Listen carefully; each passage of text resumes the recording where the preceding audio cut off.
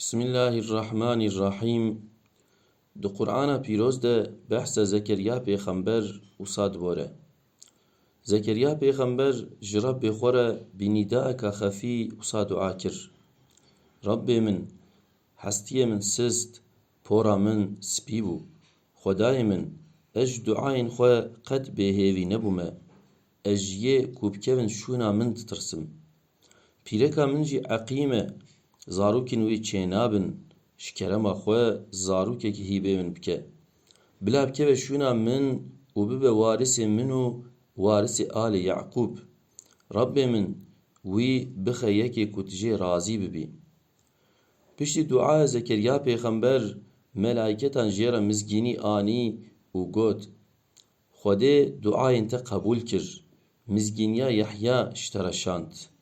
Ew ê ji teref Xwedê were te'yîdkirin, ê bibe yekê xwedî namûs, qenc û pêxember. Zekeriya pêxember ji ber vê mizgîniyê heyrî ma û got: Rebbê min, ez pîr bûm, jina min jî êdî neyê zaroka ye. Ê çawa zarok ji me re çêbe? Jê re hate gotin: Belê wisa ye, lê ev tişt li ba Xwedê rihet e. Çawa te ji tunebûnê çêkiribe, ê bi qudreta xwe kurekî jî bide te.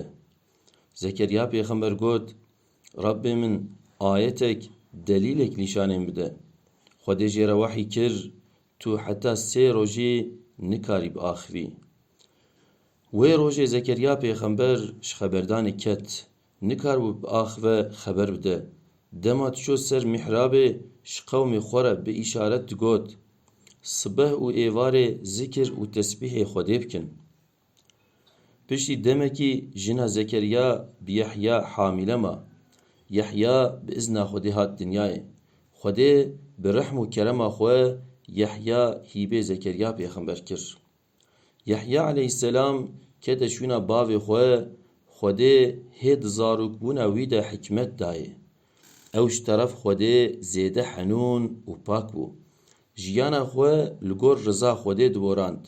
Tiştê Xwedê jê re heram kirbû, xwe jê dûr dikir. Ji dê û bavê xwe re baş bû, qencî bi wan dikir.